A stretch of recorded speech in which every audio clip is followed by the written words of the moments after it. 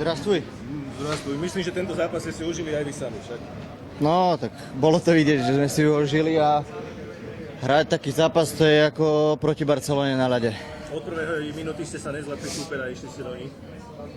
Tak sme sa poriadne namotivovali a išli sme fakt, že nemali sme čo stratiť a urobili sme všetko, čo sme mohli. Ty si bol dvojnásobne viac motivovaný, dal si 2 góly. No, podarilo sa mi dneska, takže som rád. Boli tam ešte aj nejaké prečíslenia, mohol si zachytiť puk, ísť sám na bránu, nevyčítali ti to spoluhráči? Ani nie, no skôr tréner mi to vyčítal aj ja sám sebe, takže neviem, padlo to z iného zase.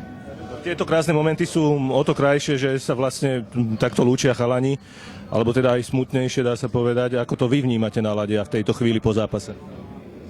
Tak teraz je to také emotívne a fakt neviem, čo mám k tomu povedať.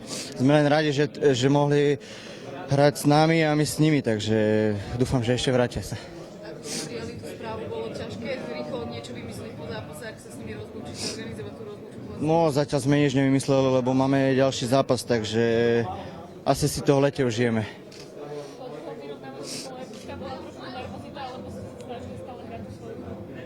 Svoju hru.